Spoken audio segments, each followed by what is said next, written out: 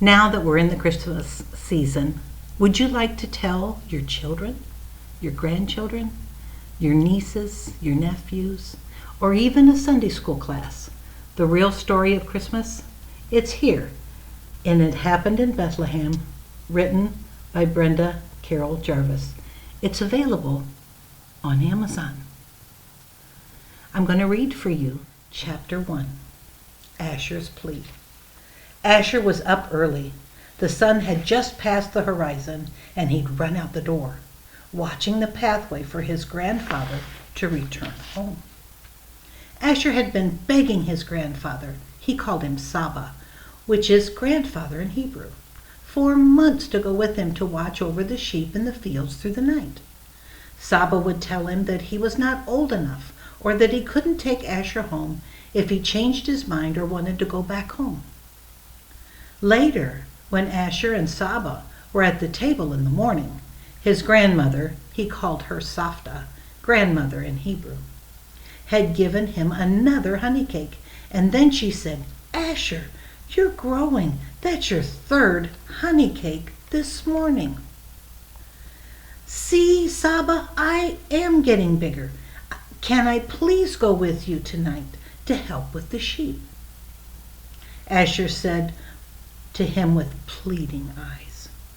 Safta looked at her husband with a nod and smiled. He could be a help in keeping the little lambs close to the fold.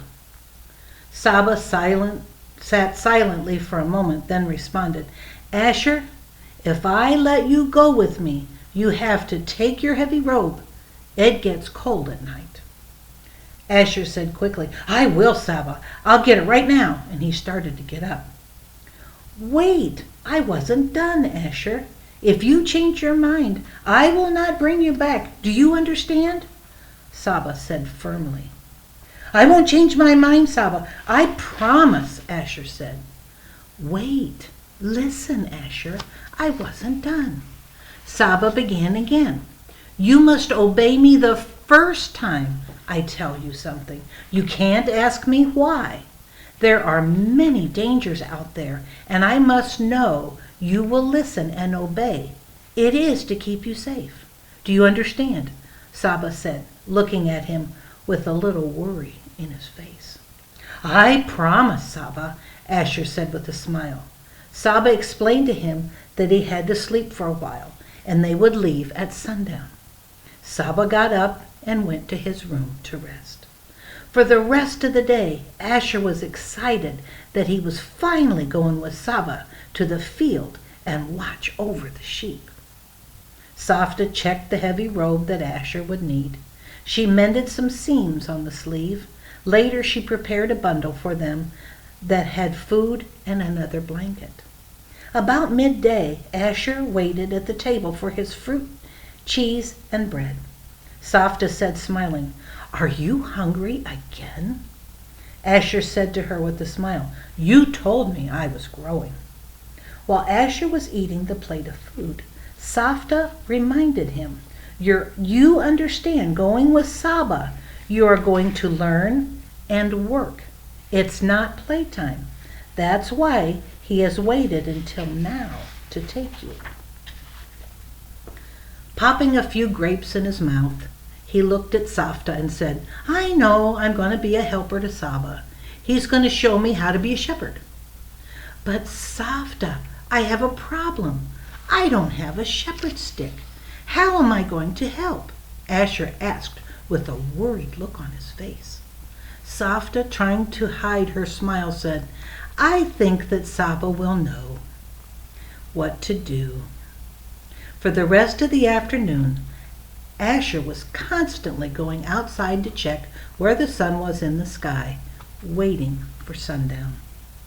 Saba finally came out of his room. He rubbed his beard, then ran his fingers through his hair.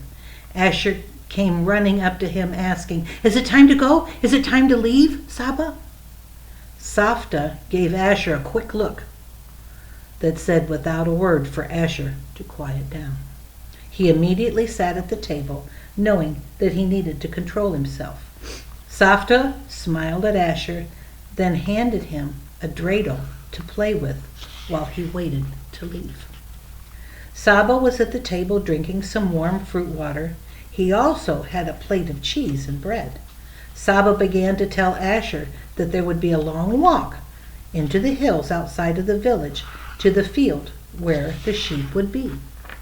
Asher asked him seriously, "How many sheep are we going to watch over tonight?" Saba explained, "Tonight we're going to have about 250 sheep. Several other shepherds are coming to the same field, and the sheep will all be together." "But how will we know which sheep belong to us?" Asher asked with a puzzled question. "Each sheep knows his shepherd's voice. In the mornings, when we move them to another place to graze, I will call my sheep, because they know my voice, and they will follow me. Just like with you, you know my voice, even if other men are talking, right?" Saba explained. "Oh, of course I know your voice, and Safta's too," Asher said, smiling as he looked at Safta. "It's time to get ready, Asher," Safta said, walking to the door and reaching for the bundle. The grin was almost too big for Asher's face as he excitedly picked up his heavy robe. "I'm getting my things, Saba. I'm ready," Asher said as he ran toward the door.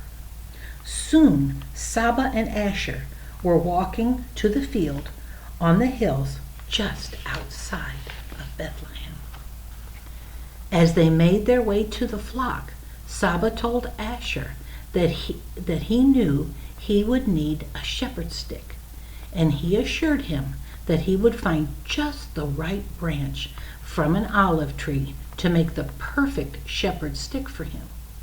Asher's joy overflowed, and he grabbed Saba's hand while they walked. Asher talked with Saba the whole way, asking questions and commenting on everything he saw as they left the village, walking toward the hills.